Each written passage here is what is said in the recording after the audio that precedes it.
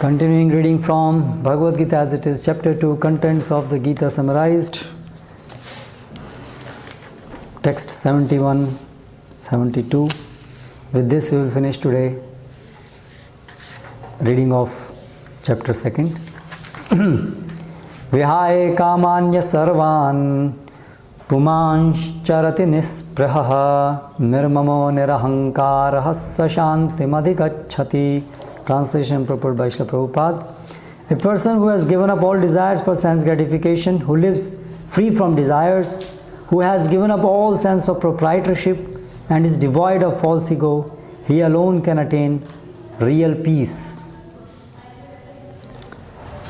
Purport. To become desireless means not to desire anything for sense gratification. In other words, desire for becoming Krishna conscious is actually desirelessness. To understand one's actual position as the eternal servitor of Krishna without falsely claiming the material body to be oneself and without falsely claiming proprietorship over anything in the world is the perfect stage of Krishna consciousness. One who is situated in this perfect stage knows that because Krishna is the proprietor of everything, everything must be used for the satisfaction of Krishna. Arjuna did not want to fight for his own sense satisfaction, but when he became fully Krishna conscious, he fought because Krishna wanted him to fight. For himself there was no desire to fight, but for Krishna the same Arjuna fought to his best ability. Real desirelessness is desire for the satisfaction of Krishna, not an artificial attempt to abolish desires. The living entity cannot be desireless or senseless, but he does have to change the quality of the desires.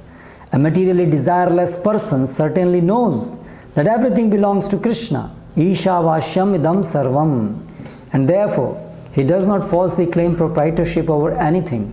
This transcendental knowledge is based on self-realization, namely, knowing perfectly well that every living entity is an eternal part and parcel of Krishna in his spiritual identity, and that the eternal position of the living entity is therefore never on the level of Krishna or greater than him. This understanding of Krishna consciousness is the basic principle of real peace. Om Ajnanatimirandhasya Jnananjana Shalakaya Chakshurunmilitam Yena Tasmai Shri Gurave Namaha. Jai Shri Krishna Chaitanya Prabhu Nityananda Shri Advaita Gadadhara Srivasadi Gaura Bhakta Vrinda. Hare Krishna Krishna Krishna Hare Hare Hare Ram Ram Ram Hare Hare. कल हमने क्या पढ़ा था?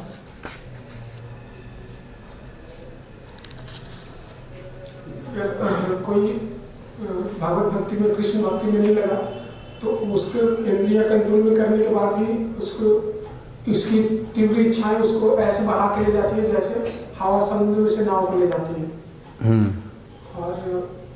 और anybody else?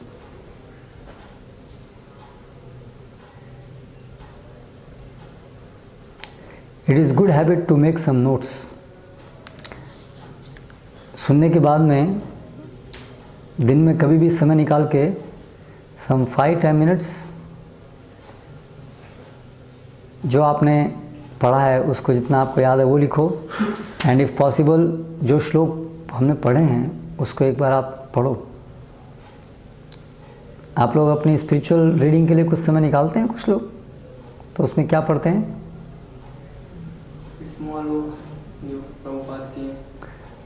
But it will be very helpful if you, जो हम पढ़ रहे हैं वो अगर आप जा कर के उसको अध्ययन करेंगे तो it will be very helpful, क्योंकि जो सुन रहे हैं और फिर उसको मनन करके दोबारा डिटेल में पढ़ करके it becomes fixed up. Okay. और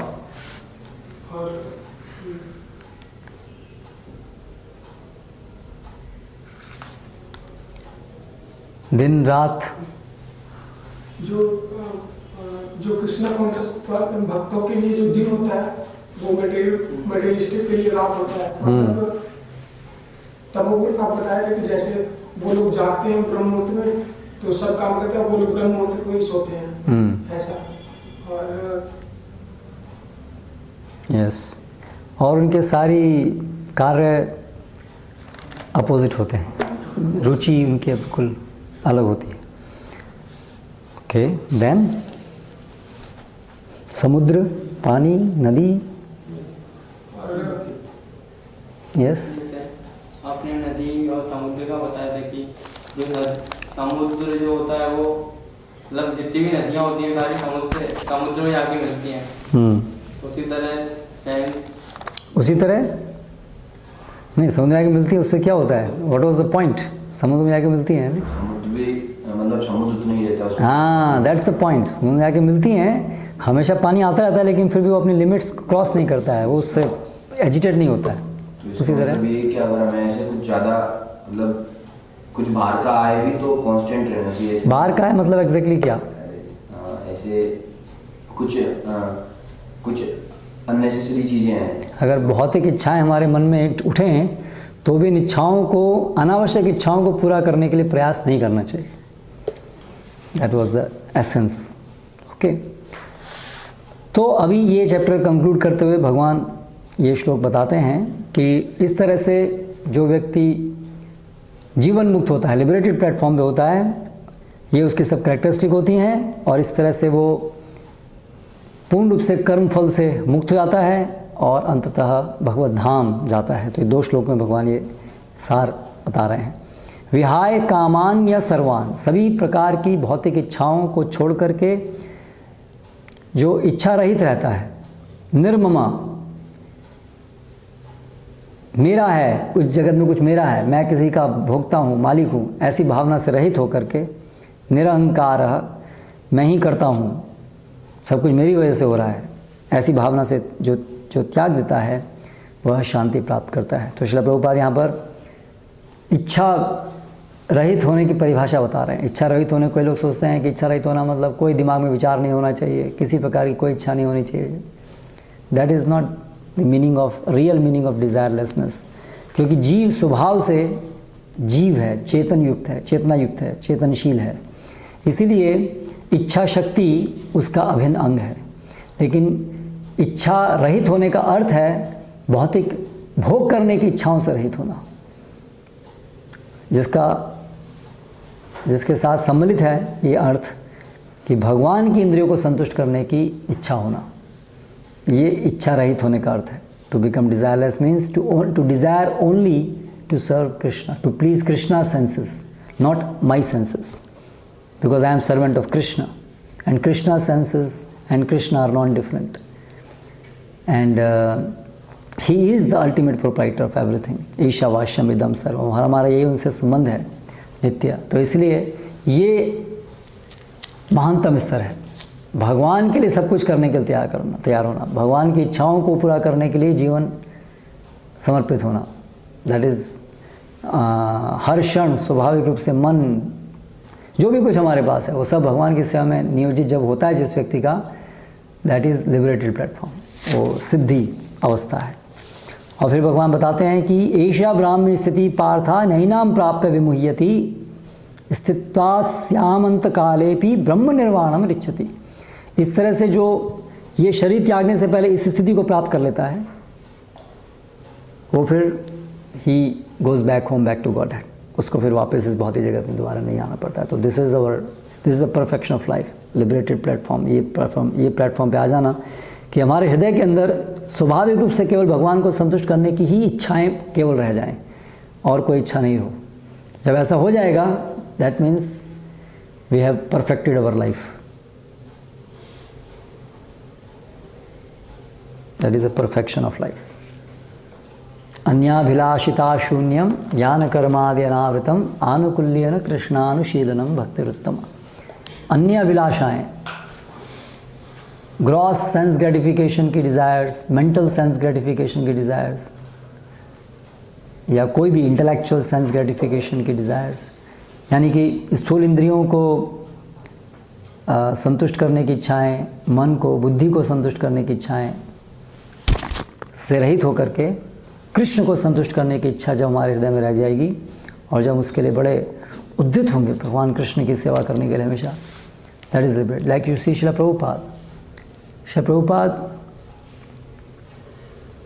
बहुत बहुत बहुत बहुत बहुत बहुत बहुत उत्साहित थे कृष्ण को संतुष्ट करने के लिए, और अपने लिए तनिक भी नहीं, अपने लिए कृष्ण की सेवा करने के लिए बहुत सारे कष्ट लिए। 70 साल की उम्र में अमेरिका में जाना बिना किसी सपोर्ट के, और बहुत सारे चैलेंजेस को मीट करना। What does that show? That is desire to serve Krishna was very strong, very strong, and there was no desire for sense enjoyment. इतनी इतनी करोड़ों करोड़ों करोड़ों करोड़ों की संपत्ति अमेरिका जाने के बाद over a period of 10-12 years हो गई, पर श्रील प्रभुपाद नेवर थॉट कि ओके अभी तो बहुत पैसा हो गया, now I will make a bungalow and I will sit there and enjoy. He was as usual always travelling and preaching and that's all. He never claimed proprietorship कि ये मेरा है अभी, now I will enjoy, no. तो ये हमारे आजकल के समय में श्रील प्रभुपाद एक उदाहरण है लिबरेटेड प्लेटफॉर्म पे होने के। अगर आप उनकी जीवनी, अगर आप उनके जीवन को देखेंगे, पढ़ेंगे उनकी शिक्षाओं को और उनके जीवन को, then you can see all this symptoms visible there. ये सब लक्षण आपको वहाँ दिखेंगे उनके जीवन में। तो इसलिए ये बहुत अच्छा है हमारे लिए कि श्रील प्रभुपाद ऐसे एक मुक्त पुरुष हमारे सामने थे और अभी भी हैं। उनकी शिक्षाओं के द्वारा, उनके प्रतिनिधियों के द्वारा, उनके कई ऐसे प्रतिनिधि हैं गुरु शिष्य परंपरा में जो उनके पद चिन्हों पर चलकर उसी प्रकार से पूरा तन मन जो भी है पूरे एब्जॉर्ब्ड हैं सेवा में दिन रात। They don't have any other motive in life. जीवन में और कोई उनका उद्देश्य नहीं है, केवल कृष्ण सेवा। So now we will begin chapter 3, Karma Yoga. Arjuna uvacha जायसी चेत कर्मणस्ते मता बुद्धिर्जनार्दन तत्किम कर्मणि घोरे माम नियोजयसी Keshav. Arjuna said, O Janardana, O Keshava, why do you want to engage me in this ghastly warfare if you think that intelligence is better than fruity work? अभी कृष्ण अर्जुन एक प्रश्न पूछ रहे हैं कि भगवान, यदि आप ज्ञान में स्थित होने को अधिक श्रेष्ठ बताते हैं, तो फिर आप मुझे इस घोर युद्ध में क्यों लगा रहे हैं? क्यों मुझे आप इस युद्ध को करने के लिए कह रहे हैं? यदि अंततः ज्ञान में स्थित होना, बुद्धि में स्थित होना वो ज़्यादा श्रेष्ठकर है, तो मैं बस ज्ञान के स्तर पर समझ लिया मैं शरीर में आत्मा हूँ, इसलिए शरीर के लिए क्या काम करना, क्यों कुछ भी काम करना, बस संन्यास सब छोड़ देना चाहिए। शरीर के स्तर पे कोई काम नहीं करने चाहिए, क्योंकि शरीर के स्तर पे काम करने से हम बंध जाते हैं। तो फिर आप मुझे, लेकिन आप दोनों चीज़ कहते हैं, आप ये भी बताते हैं कि हम शरीर नहीं, हम आत्मा हैं, और फिर आप शरीर के स्तर पे काम करने को कहते हैं। तो ये मैं समझ नहीं पा रहा हूँ कि ऐसा आप क्यों कह रहे हैं, तो कृपया मुझे समझाइए। That is Arjun's question. तो ये बहुत से लोगों का भ्रम है जो अर्जुन के माध्यम से यहाँ पर व्यक्त हो रहा है। बहुत से लोग सोचते हैं आध्यात्मिक जीवन का मतलब है सब कुछ छोड़ छाड़ के हिमालय चले जाओ। That's what generally people think.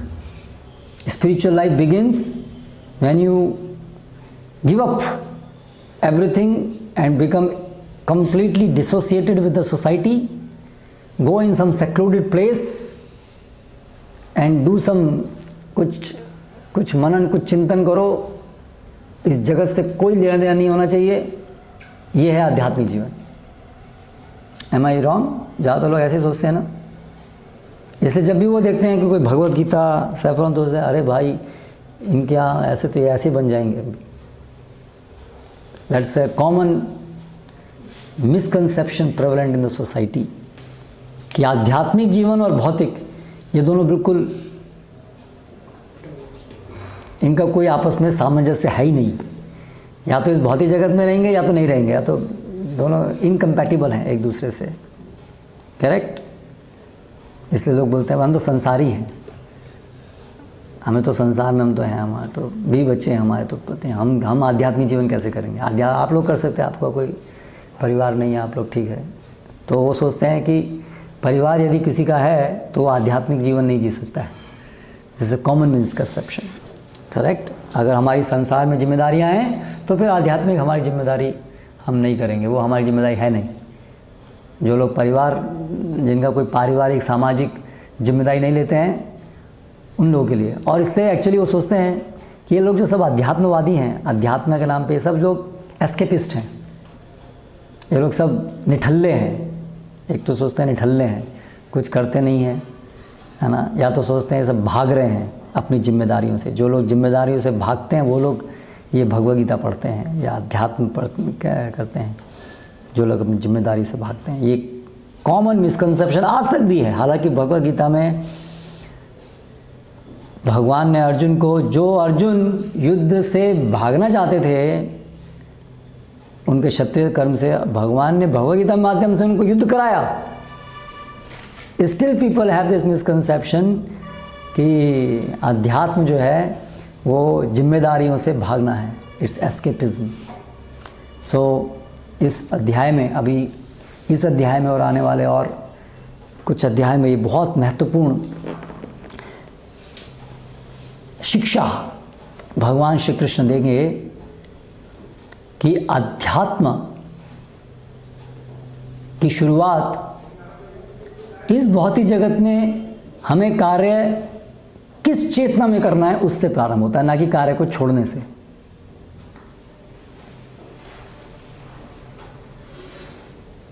जो भी हमारे इस भौतिक जगत के कार्य हैं उन्हें किस चेतना में करना है, उन्हें कैसे करना है, वहां से अध्यात्म की शुरुआत होती है।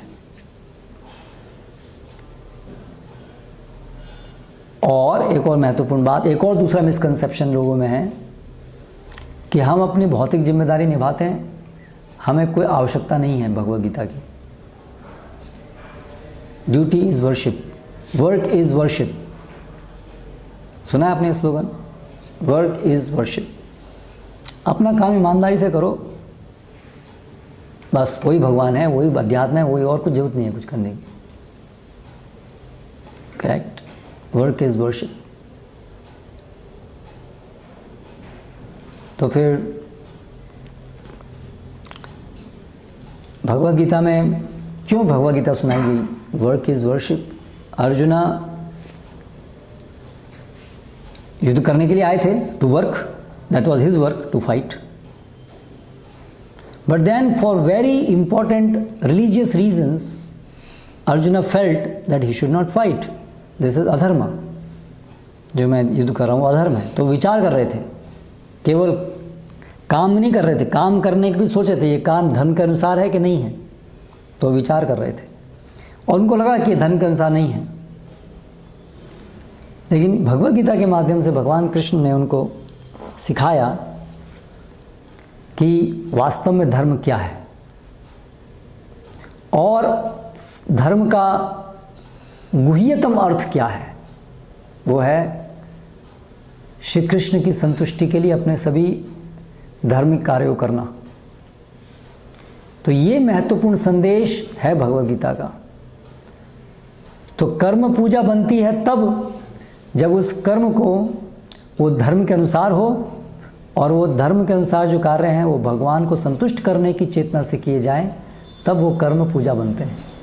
ना कि कोई भी व्यक्ति का कोई भी कर्म जो है वो पूजा बन जाता है। तो फिर तो कुत्ता बिल्ली भी कर्म करते हैं। जो हम आज कर्म की बात कर रहे हैं वो कर्म क्या है, उसका उद्देश्य क्या है? परिवार पालना, और केवल पालना नहीं, इंद्रिय सुख में जितना हो सके उतना प्रयास करना। तो वो तो सब जानवर भी करते हैं। सो क्या वही कर्म पूजा है? ऐसा कर्म पूजा है तो सभी पूजा कर रहे हैं, फिर जानवर भी कर रहे हैं। What is the difference between you and them? हाँ, खूब मेहनत करके, तो गधा भी खूब मेहनत करता है, इज नंबर 1 हार्ड वर्क। सूअर भी बहुत मेहनत करता है। So do you mean to say that they are all well versed in Bhagavad Gita? तो फिर अर्जुन मूर्ख था सबसे ज़्यादा, उसको ही भगवद गीता सुनाई जरूरत पड़ी, बाकी जानवर भी उससे ज़्यादा बुद्धिमान थे। तो ऐसे बहुत सारे मिसकंसेप्शन समाज में चले हुए हैं, है ना। बस खूब मेहनत करो, किस लिए? इंद्रिय भोग के लिए, और वो कर्म ही पूजा है। इंद्रिय भोग के लिए कर्म करना तो सूकर कुकर करते हैं। हाँ, ऋषभ देव कहते हैं, नायम देहो देह भाजान लोके कष्टान कामान अर्हते विडभुजाम। ये कुकर सूकर की तरह से केवल इंद्रिय भोग के लिए कठिन कार्य मत करो, ये तो जानवर करते हैं। लोगों ने इस जानवरी पाश्विक कार्य को, पाश्विक चेतना से इंद्रिय भोग के लिए किए गए कठिन कार्य को उन्होंने पूजा बता दिया, कर्म ही पूजा है। नहीं, अगर आप इंद्रिय भोग के लिए नहीं, भगवान की संतुष्टि के लिए अपने जो कार्य हैं उसको बड़ी उद्यतता से करते हो तो वो पूजा बनते हैं। जैसे अर्जुन ने इंद्रिय भोग के लिए मैं युद्ध नहीं करूंगा, पहले वो इंद्रिय भोग के लिए युद्ध करने आया था, मैं साम्राज्य जीतूंगा, लेकिन फिर उसके दिमाग में आया नहीं, साम्राज्य जीतना ये तो बड़ा ये निकृष्ट कार्य है, अपने साम्राज्य के लोगों को मारना, इस तरह से मैं युद्ध नहीं करूंगा। लेकिन भगवान ने कहा यस, इस तरह से युद्ध नहीं करना है, लेकिन मेरी संतुष्टि के लिए युद्ध करना है। मेरी भगवान की संतुष्टि क्यों है उसमें? क्योंकि ये दुर्योधन और ये सब आसुरी राजा हैं, इससे धर्म का नाश होगा, इसलिए मैं चाहता हूं कि तुम युद्ध करो, जिससे कि तुम राजा बनो, जिससे सब लोग धर्म के अनुसरण करके भगवत प्राप्ति करेंगे और जन्म मृत्यु के चक्र से निकलेंगे। इसीलिए ये कर्म पूजा हुई अर्जुन की, क्योंकि उसने धर्म के अनुसार भगवान की संतुष्टि के लिए अपना कार्य किया। तो कर्म पूजा तब बनता है जब वो कार्य धार्मिक हो और भगवान की संतुष्टि के लिए किया जाए। तो ये पूरा थीम हम आने वाले अभी इस पूरे अध्याय में पढ़ेंगे, which is very relevant to all of us, क्योंकि we have to do action. We are in this world now, अभी हम इस जगत में हैं, we are not in the spiritual world. We have a body, so we have to maintain the body. We have a society, we have to, the society needs to be kept healthy. तो इसलिए अध्यात्म भागना नहीं है। अध्यात्म का मतलब इस भौतिक जगत को कैसे सुधारा जाए, इस भौतिक जगत को कैसे भगवान की इच्छा के अनुसार नियोजित किया जाए, ऑर्गेनाइज किया जाए, that is the beginning of spiritual life. So that we will see in that context, then we can see हमारी स्टडीज, हमारा occupation, everything. So Bhagavad Gita is not teaching कि escapism, Bhagavad Gita is teaching how we should work in this world, लेकिन किस तरह से करना है, किस चेतना में करना है, कौन सा काम करना है, कौन सा नहीं करना है, वो सिखा रही है। उसको फिर कर्म योग कहते हैं। मन माने ढंग से कुछ भी करके वो कर्म योग नहीं बनता है। कुकर सुकर की तरह इंद्रिय भोग के लिए कार्य करना वो कर्म योग नहीं बनता है, दैट इज विकर्म। धर्म के विरुद्ध कार्य करना उसको विकर्म कहते हैं, पाप कहते हैं, ना कि उसको कर्म योग कहते हैं। Today people confuse paap with the karma yoga. So we will read that. Hare Krishna. Any question? तो भी जैसे यहाँ पे इच्छा, इस भौतिक जगत में उनको इच्छा जैसा होता है उस तरह अगला जीवन मिलता है। और भौतिक आध्यात्मिक जगत में जैसा हमको मेरा इच्छा हो तो फिर हम नीचे आ जाएंगे। जैसे बहुत ऐसे हम नीचे आए थे।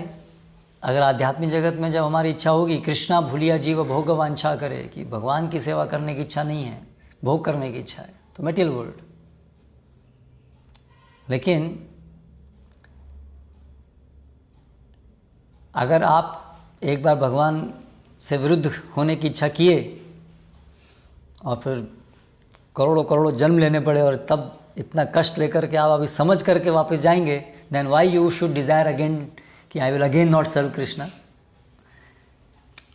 इच्छा करना तो आपका हाथ में है ना। जब आप देख लिए कि ये भगवान की सेवा ना करके भोग करने की इच्छा कितनी कष्टदायक है, तो फिर why will you desire it again. पंखा चल रहा है, एक बच्चा जो है उसमें हाथ डालता है खेल खेल में, मुझे उसको पता है, पूरा जोर से कट जाता है, फिर दोबारा डालेगा उसमें। So like that when you have इतना, अब ये कम है क्या इतना कष्ट जो है कि दोबारा जा करके फिर से हम करेंगे, हाँ दोबारा जाएंगे। इसलिए जब तक ऐसी संभावना है तब तक माया हमको जाने नहीं देगी। जब उसको लगेगा कि ये अभी तैयार नहीं है, इसके अभी भी पूरी भौतिक इच्छाएं खत्म नहीं हुई है, still he has some hope in this world, तब तक कोई भगवान माया उसको जाने नहीं देगी वहाँ पर। Correct. So it's in our hand. So we should, ऐसा नहीं कोई ज़बरदस्ती आपके मन में इच्छा डाल देगा, वहाँ आप स्वतंत्र हैं पूरी तरह से, वहाँ कोई ज़बरदस्ती इच्छा आती नहीं। इस भौतिक जगत में हमारे अंदर तीनों गुण हमको प्रेरित करते हैं, पर वहाँ तीनों गुण नहीं है। You are independent there. अगर आप इच्छा नहीं करना चाहेंगे तो आपकी इच्छा नहीं होगी, दैट्स इट। हम मनुष्य का जन्म लेते हैं इतने सारे जानवरों के जन्म के बाद, तो जब हम ये मनुष्य का जन्म, तो हमें याद तो रहता नहीं है कि हमने इतने सारे कष्ट झेले हैं। तो फिर वो चीज़ कैसे आती है कि मतलब हमको याद रहेगा कि हमने इतने सारे जन्म झेले हैं, फिर हमें मतलब वो नहीं आएगा कि दोबारा नीचे नहीं आएंगे, क्योंकि याद तो अभी हमको याद नहीं है कि हम कितने कौन कौन से जन्म हमने बिताए हैं, लेकिन हमको उसका एसेंस पता है कि सभी में कष्टदायक जीवन है। अभी हम जब पढ़ रहे हैं, समझ रहे हैं, तो वो हमें समझ में आ रहा है ना कि भौतिक जगत में कष्ट है। हम समझ सकते हैं ना कुत्ते के जीवन में कितना कष्ट होगा।